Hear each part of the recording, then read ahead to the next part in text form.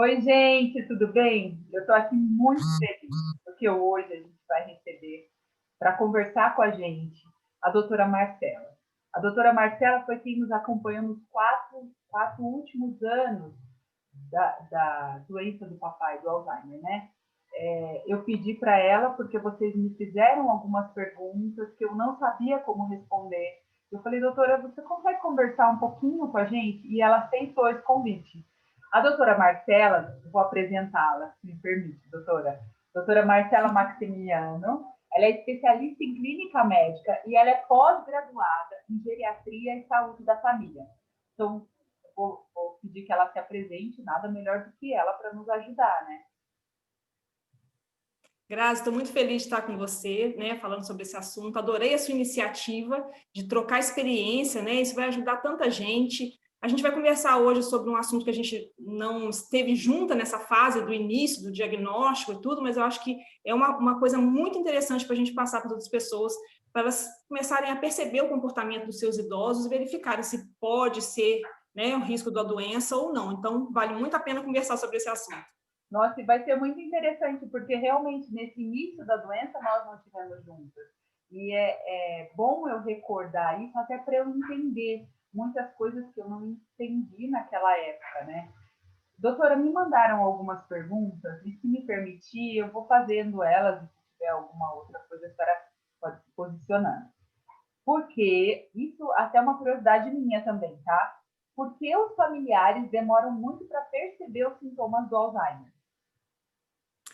Assim, isso é uma questão muito comum, né? O diagnóstico do Alzheimer geralmente é bem tardio. Por quê? Porque ela é uma doença neurodegenerativa que ela é progressiva. Então, a perda da autonomia da pessoa é gradual e ela é lenta. Os sintomas no início são muito vagos, né? Então, o diagnóstico acaba acontecendo quando tem lá uns 2 anos de evolução. Para chegar naquelas fases mais avançadas, demora 8, 10 anos. Então, é uma coisa bem lenta, gradual, e é confuso no início, né? Muitas famílias também acabam atribuindo aqueles esquecimentos, aqueles primeiros sintomas, ao envelhecimento normal, né? Que não é verdade. As pessoas podem envelhecer muito bem, sem perder nenhuma função cerebral, mas muita gente acha que, né, idoso esquece mesmo, e é assim mesmo, né? E uma coisa interessante é que o próprio paciente que está desenvolvendo Alzheimer, ele não percebe os sintomas, né? Ele não percebe. E quando ele percebe, ele acaba minimizando, ele acaba disfarçando os sintomas da melhor maneira possível. Quem tem um grau de escolaridade maior ainda é mais esperto, consegue, né, disfarçar aquilo de uma maneira mais elaborada. E aí o que acontece? A pessoa não percebendo aquelas falhas, né, na memória e todas nas funções cerebrais, ela acaba se colocando em risco, porque ela não vê o grau, né, de dificuldade que ela está tendo e continua fazendo suas atividades mesmo com dificuldade. Nossa, doutora, continua mesmo. Eu vou até, se me permite, dar um exemplo. O papai não parou de dirigir no começo da doença e a gente não percebeu também isso. E aí, um belo dia, ele levou o carro na mecânica e entrou na contramão. Aí, ele entrou na ciclovia na contramão. E aí, o mecânico teve um start e falou: Nossa, seu João, aí ligou para a gente e disse: Olha, seu João entrou na ciclovia na contramão. Mas até chegar nesse momento, ele já tinha assim, descido várias vezes do carro na garagem sem desligar, já tinha esquecido da descarga, já tinha esquecido o óculos, já tinha. E quando eu falava assim, papai, o senhor esqueceu. Eu esqueci com aquele jeitinho dele, né? Eu até em alguns momentos achava, nossa, eu acho que eu tô ficando louca, né? Esqueceu, né? Eu tenho certeza que ele tinha explicação para tudo, né? Tudo. Nunca admitia que tinha esquecido alguma coisa, né? Sempre achava uma maneira de explicar aquele comportamento, né? Sempre achava, doutora. Nossa, isso é muito importante. Quais seriam, então, os primeiros sinais, as primeiras pistas da doença que a gente deve estar atento? Sim. Eu acho que é Claro legal. que o esquecimento é o que a gente mais fala, mais percebe, né? E as pessoas começam a perder a memória recente, porque a memória antiga já ficou mais registrada no cérebro, ela demora mais tempo para se perder. Então, a memória recente é mais prejudicada a princípio. E com isso a pessoa fica com uma fala, uma conversa repetitiva, porque ela te conta uma história hoje, amanhã ela conta a mesma coisa, e ela, né, fica repetindo sempre as mesmas histórias. Ela também começa a esquecer as coisas, né? Onde guardou as coisas. Mas é um esquecimento, assim, de esquecer completamente que aquela coisa aconteceu. né? Não adianta você dar pista, por exemplo, uma pessoa ligou e deixou um recado com seu pai. Uma pessoa que não tem demência, você vai falar, tudo bem, ele pode até esquecer de te dar um recado, mas quando você chega em casa e fala, alguém me ligou? A pessoa, sim, fulano ligou e tal. Agora, uma pessoa com Alzheimer, ela simplesmente ignora que aquele fato aconteceu. Mesmo se você der uma pista, alguém me ligou? A pessoa simplesmente não lembra que ligou, nada disso. Não é registrado aquilo. Não fica registrado, como se aquilo não tivesse acontecido. E ela guarda uma coisa, por exemplo, recebeu um dinheiro e guardou na gaveta. Aí esqueceu que guardou lá. Aí você fala, nossa, mas eu te dei o dinheiro ontem, você guardou na gaveta. A pessoa ignora que esse dinheiro chegou na mão dela. Não adianta você falar que está na gaveta, porque ela não se recorda que aquilo aconteceu. E aí começa a culpar os outros, que obviamente alguém mexeu, alguém roubou, tem gente me tirando esse dinheiro, né? Se você der uma pista, a pessoa não consegue relembrar que aquilo aconteceu. Papai fazia muito isso. Nossa, não é possível, porque eu tenho certeza que eu coloquei esse dinheiro aqui, daí era aquele caos. A gente virava a gaveta, tirava as coisas, colocava em outro lugar. Meu Deus, mas não é possível. Eu coloquei aqui. Passado assim, 3 dias a gente achava num outro lugar completamente diferente. Teve vezes que ele guardou assim, a carteira na geladeira. Daí a gente abria a geladeira e tava tipo a carteira guardada ali, né? Sim, já não sabia mais aonde deveria ficar a carteira, né? Então já começa a confundir tudo. Uma outra coisa que a gente tem que perceber, além dessa história da memória, também a dificuldade de encontrar palavra. A pessoa começa a ter a conversa um pouco entrecortada. Então, ela vai contar uma história, ela vai falar uma coisa, ela esquece o nome daquele lugar, esquece o nome da pessoa. Então, ela começa a interromper a conversa. É aquela sensação de que está na ponta da língua. A pessoa sabe, por exemplo, se eu mostrar isso aqui, ela sabe que é aquela coisa usada para escrever, mas a palavra caneta não vem à mente, né? Então, a pessoa vai interrompendo a conversa porque fica faltando um monte de parte, né? Então, além disso, a pessoa tem memória.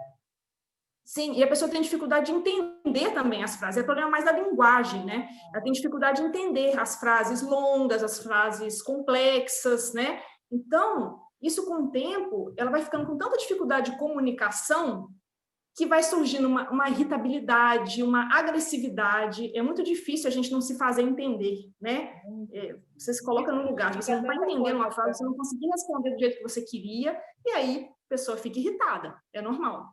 O papai, ele não conseguia prosseguir com uma conversa, ele ia alterando. E às vezes eu estava contando uma coisa para ele que era, sei lá, um fato triste, alguma coisa que tinha acontecido comigo, e ele mudava para um assunto, nossa, hoje choveu. Eu falava, ô pai, você não está prestando atenção? Estou falando para o senhor que aconteceu isso. E ele alterava a conversa, assim, alternava para outros assuntos. Muita dificuldade de falar. A fala foi uma das primeiras coisas que a gente percebeu. Ele não conseguia. Aí ele foi ficando quieto e agressivo. Aí ele ficava irritado, ele não queria mais falar daquilo. Já não conseguia Sim. mesmo. Porque também tem o problema da concentração, da atenção também. Tem esse problema. Você está contando uma história e ele realmente não está atento. Esse também é um dos sintomas, né? Nesse início.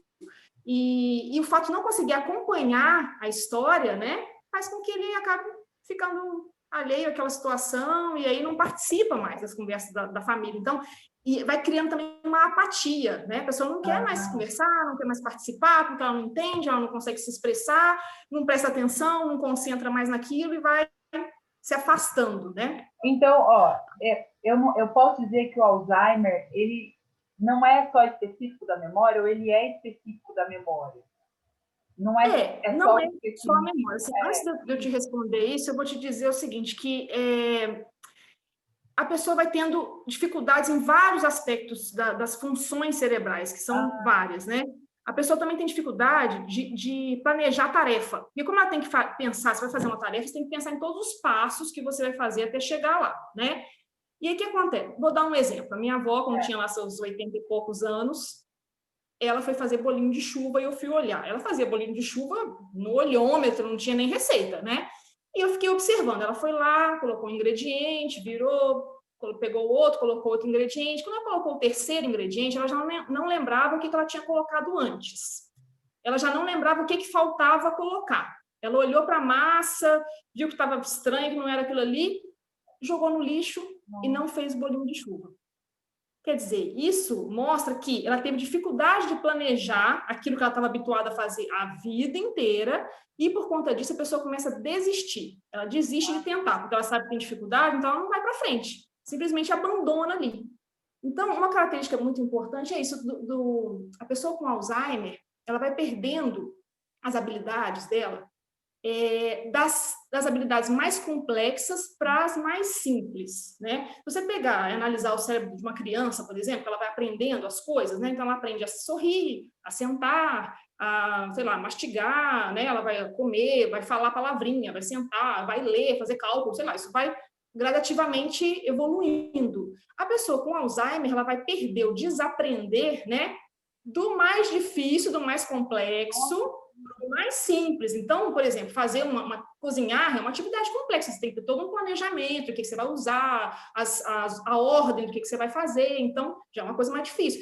Gerir o seu dinheiro, né? Sei lá, usar um celular, são coisas mais complexas, então ele vai perder essas capacidades antes, e, claro, na evolução da doença vai chegar a desaprender a Usar o andar. celular, é verdade, ele começou a ter muita Celular, porque já é mais complexo, né? Sim, muito bom. Então, a pessoa vai perdendo isso primeiro, para chegar no ponto, né, lá no final da doença, que a pessoa não consegue falar, não consegue andar, não consegue segurar a urina, isso aí já é uma fase bem avançada. Então, a princípio, ela vai perder as habilidades complexas. Né? Nossa, sensacional. Então, eu vou relembrar isso. Diferente da criança, que vai aprendendo, e devagar vai aprender a comer, a sentar, a andar, a falar, o paciente de Alzheimer, ele vai desaprendendo, só que ele desaprende do que é mais difícil até chegar no mais simples. Isso é muito interessante e muito importante, doutora, porque o papai deixou de querer mexer no celular, o papai deixou de conseguir fazer tarefas como dirigir, que exigia planejamento, se perdia, né? Às vezes estava dirigindo e não lembrava, e a gente não percebe, mas, nossa, interessantíssimo isso. Entender, olha, é isso que eu falei, que eu acho que, está sendo muito bom entender tudo isso, porque eu também não sabia. Tem mais Você tinha me falado, perguntou sobre a história da memória, se é basicamente a memória, né? Isso que eu estava falando, se era basicamente a memória que fica prejudicada ou não. A memória, eu acho, assim, claro que é uma das coisas principais da deficiência na doença de Alzheimer. Só que a doença de Alzheimer é considerada uma demência, né? A demência, e tem vários tipos, né? A doença de Alzheimer é o tipo mais comum, mas existem vários outros tipos. E a demência é justamente caracterizada por uma perda de habilidade, uma perda da capacidade cerebral em vários aspectos. Então, a memória é um deles. Mas a gente tem que lembrar que tem essa história do pensamento, do julgamento, né? Também tem a questão da orientação no tempo e no espaço, porque a pessoa começa a não saber mais que dia é hoje, onde que eu estou. Às vezes faz um caminho, vai na padaria todo dia, mas um belo dia ela esquece aquele caminho da padaria e já não sabe mais voltar para casa, se perde, né? A compreensão também, a linguagem, né, que eu tinha falado antes, cálculo, né, a capacidade de aprendizado também, de a pessoa não conseguir aprender coisas novas, né? E tudo isso, quer dizer, várias funções cerebrais foram prejudicadas, isso associado a alterações de comportamento, porque começa a ter problemas psicológicos também envolvidos, e tudo isso comprometendo a vida da pessoa. Porque uma coisa é você falar assim, eu não lembro o nome daquela atriz, isso não faz diferença na sua vida. Agora, o idoso não lembrar o nome do filho, faz diferença na vida dele, né? Você falar, eu não sei onde que eu botei meus óculos, daqui a pouco você acha o óculos, não faz diferença na sua vida. Agora, você não saber vestir sua roupa, não saber ir no banheiro e fazer a sua higiene, né? Então, quer dizer, essas funções cerebrais que estão sendo perdidas têm que estar comprometendo a vida da pessoa, para a gente dizer que isso é uma demência, que você dá o primeiro passo para diagnosticar a doença de Alzheimer. Nossa, isso é maravilhoso entender. Uma outra coisa que o papai fez, ele fazia muito, era vestir a roupa ao contrário. É bem isso mesmo, né? No começo você não entende, porque ele chegou uma vez, por exemplo, na mesa, aí me disse assim, seu João, o senhor vestiu a camisa ao contrário. Eu gosto assim. Só que a gente ia sair. E aí não tinha como a camisa ficar ao contrário. Aí a gente teve toda uma habilidade ali para ele inverter a camisa. Mas até então, a gente não sabia que era Alzheimer, a gente só achou estranho, né? Realmente é muito mais do que um esquecimento, vai muito além de um esquecimento, né? Qual alteração na parte psicológica que acontece? Foi uma outra coisa que perguntaram para mim, que eu também não sei responder. Sim.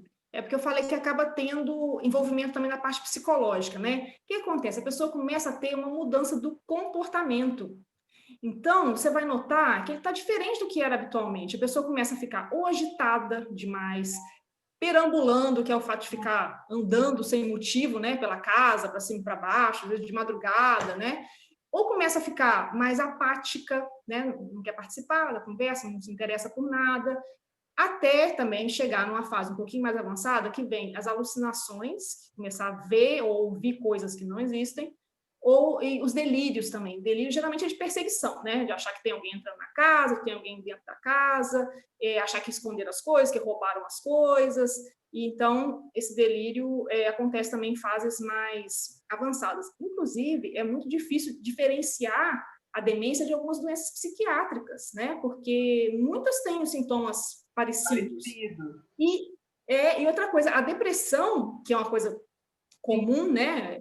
Um diagnóstico bem mais comum, uma depressão grave simula a demência. Tem muitos casos, eu conheço de pessoas que receberam até um diagnóstico de demência a princípio, e na verdade era depressão grave, né? Porque a pessoa fica apática, muda o comportamento, a concentração cai, a memória fica prejudicada, então fica muito similar.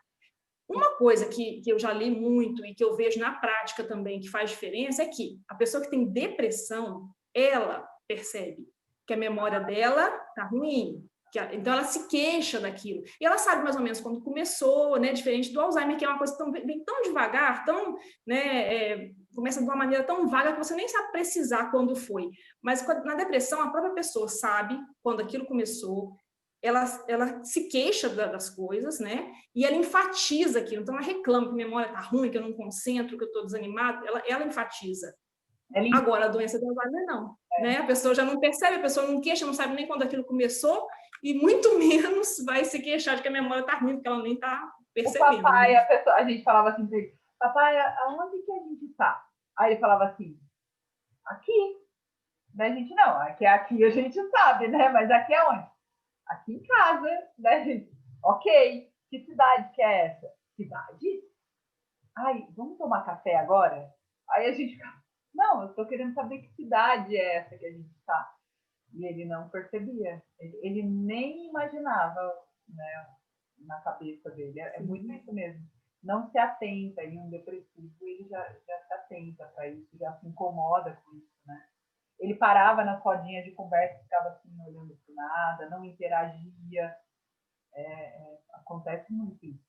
Quais são os exames, então, que a gente faz para detectar? Isso, nossa, essa pergunta acho que chegou aqui umas 10 para mim. Grazi, como que a gente detecta o Alzheimer? O que a gente tem que fazer de exame? Como que você finalizou isso e chegou nesse diagnóstico? Acho que devem perguntar também muito para a senhora, né? Muito, né? Com certeza. Todo mundo quer saber, né? Quer que faça assim, um exame lá. Doença de Alzheimer, positivo, negativo, né? Não tem esse exame, infelizmente, ainda não. Vamos chegar lá, né? Mas o diagnóstico não é muito simples mesmo, porque não tem esse exame específico, um exame que resolva o problema, né? O que a gente faz para diagnosticar é ver a história da pessoa, ela vai te contar os sintomas, que a gente sabe que ela vai, né, disfarçar e tal, ok. A conversa com o familiar, com o cuidador, é imprescindível, porque é ele que vai falar toda essa mudança de comportamento, toda essa dificuldade. Geralmente é um cuidador, alguém da família, que vai perceber e que vai contar. Então, pegar essa história com muito detalhe, né? Depois, a gente faz, na consulta mesmo, alguns testes de memória, teste cognitivo, tem vários nomes, mas assim... Eu detestava esses testes, doutora. Sim, porque basicamente, para quem não conhece, é teste, são perguntas já, né? Você tem um formulário ali que você vai preenchendo e vai dando notas. Aí você pergunta, que dia é hoje, onde estamos, pede para fazer uma conta, pede para decorar 3 palavras e depois repetir, pede para escrever uma frase, tem também um teste do relógio, pede para desenhar um relógio. Então, assim, são vários testezinhos que você fica ali perguntando à pessoa, e vai dando nota. Isso não é também específico, mas já dá uma ideia, né? Dá uma ideia. A gente tem que saber, claro, a escolaridade da pessoa, tem que saber o que ela já sabia antes, porque se eu peço a pessoa fazer a conta e ela já não fazia a conta antes, né? Não dá certo.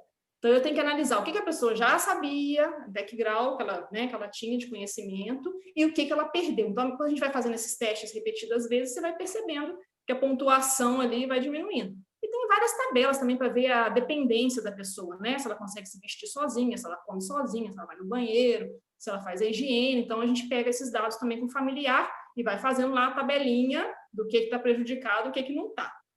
Eu me lembro que o papai fez vários exames além desses testes. Não sei se para descartar, não sei como funciona. Eu me lembro que a gente fez muitos exames de sangue até chegar mesmo no diagnóstico. Isso, porque, na verdade, a gente tem que fazer... Aí, depois que faz esse teste ali na consulta, a gente tem que partir para exames laboratoriais, porque, na verdade, não é o exame de sangue que vai identificar a doença de Alzheimer. Eu tenho que descartar várias outras doenças, porque, como eu disse... Agora faz doenças... Eu não entendi essa parte. Sim, para descartar, porque eu falei que tem várias doenças que simulam, né, a demência, eu falei de doença psiquiátrica, mas tem outras, neurosífilis, HIV, deficiência de vitamina B12, hipotireoidismo, então tem várias doenças que você consegue fazer teste pelo sangue e que podem simular a demência, então eu tenho que descartar todas essas doenças. Além disso, tem que fazer também teste de imagem, né, aí uma tomografia, uma ressonância magnética do cérebro, porque também, apesar de não ser específico, mas já me dá pistas, né, de se é uma demência ou se tem alguma outra coisa, né, no cérebro provocando esses sintomas. Então, também preciso de exames de imagem, né. O que a minha pessoa fala assim, mas eu já vi na televisão, já anunciaram que tem teste para você fazer, para você saber se tem o gene do Alzheimer, né? Tem, realmente existe, né, assim... Então, existem outros testes mais modernos. Então, eu vou dizer o que tem agora, assim, o que já está se desenvolvendo. Existe um teste no líquor, que é aquele líquido que banha o sistema nervoso, né? Que aí você tem que fazer uma punção na coluna, pegar o líquor e examinar se você encontra as proteínas tóxicas para o cérebro lá nesse líquido. É um exame caro, complicado, muito convênio não cobre, não é todo lugar que faz, mas isso já existe, tá? Só que não é usado na prática clínica assim, habitualmente, porque ele é complicado, ele também não é 100% garantido, então acaba sendo usado assim para pesquisa ou para casos muito complexos, tá? Esse do líquor. O teste genético existe? Existe, já é uma realidade. Você vai lá e descobre se você tem o gene para a doença de Alzheimer. Qual que é o problema disso? Primeiro, você pode ter o gene e não manifestar a doença. Né? A grande parte das pessoas que têm a doença de Alzheimer não é por questão genética. Então, você tem o gene, você vai ficar... parar o vídeo aí. A grande parte das pessoas que têm Alzheimer não é genético? Genético, exatamente. Aparece esporadicamente numa família, né? Os casos genéticos são a minoria. Então, não adianta você saber se você tem o gene, porque mesmo que você comprove que tem o gene, não quer dizer que você vai manifestar. E você pode ter Alzheimer mesmo não tendo o gene. Então, quer dizer, para que você vai saber e ficar com essa preocupação na cabeça? E outra coisa, se tivesse um remédio que você tomasse antes e evitasse de desenvolver, mas não existe isso também. Então, é uma preocupação que você vai ter e não vai conseguir fazer nada para, né, para mudar a história dali para frente. Uma outra coisa que aí eu acho interessante, que está em desenvolvimento, que são os marcadores biológicos, que é você encontrar no exame de sangue ou no exame de saliva, a proteína tóxica lá que acumula no cérebro, né?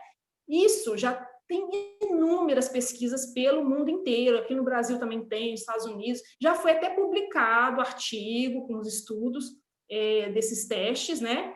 Que parecem funcionar, parece que são bem promissores, conseguem detectar essa proteína tóxica muitos anos antes da pessoa manifestar a doença, mas isso ainda agora, no momento, não está sendo usado também na prática clínica, porque precisa de ainda mais estudos, fazer teste com mais pessoas, mas assim, já foram publicados, né?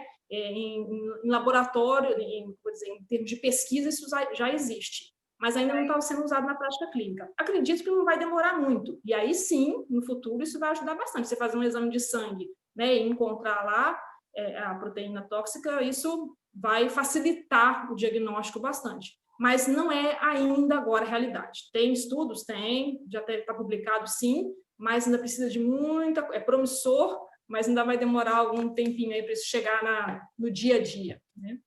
Ai, por um lado é bom saber que não necessariamente quem tem aí uma pessoa, fica esse alerta que está com Alzheimer, não significa que você vai ter Alzheimer, porque isso às vezes nos deixa um pouco preocupado e até triste. Fala, poxa vida, se é genética eu tenho grande chance. Não é assim, né? Não é dessa forma. Doutora, muito contente, muito agradecida.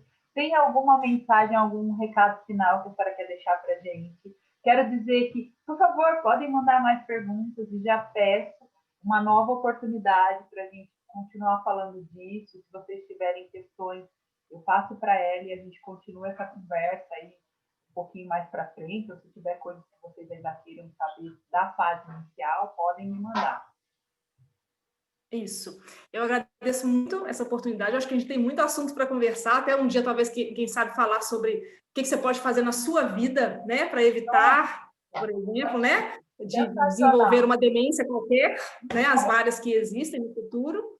Isso é interessante, mas, bom, tem muito assunto. A gente vai falar outras vezes, com certeza. Queria agradecer a oportunidade, te incentivar nessa empreitada, que eu acho que está sendo muito legal. Eu gostaria de deixar o seguinte recado para as famílias. Não se culpem se vocês não perceberam isso no início. Eu estou falando, é difícil, o diagnóstico não é simples, até para o profissional. E muitas famílias não notam isso. É uma coisa progressiva, é lento, cada um tem a sua história. Então, não se culpem quando, depois de 1 ano, 2 anos, se chegar um diagnóstico, você fala, nossa, devia ter percebido antes, não, aquilo que eu vi lá atrás já era sintoma. Mas calma, tudo a seu tempo certo, é difícil mesmo, é complicado, vocês viram que o diagnóstico não é simples, né? A gente falou essas pistas para vocês já começarem a acender aquela luzinha. E se tem dúvida, se vocês perceberam alguma dessas coisas, procura atendimento, né? Procura se informar e pesquisar, né? Mas não se culpe, cada um tem a sua história, cada história acontece de um jeito, a doença de Alzheimer não é sempre igual, né? Ela tem as suas características muito peculiares em cada pessoa. Muito obrigada, doutora. Deixa aqui o meu grande abraço de saudade. Se Deus quiser, melhorando tudo isso, a gente vai se ver e ter aí um papo presencial também. Um beijo, fica com Deus, viu? Tchau, tchau. Tchau.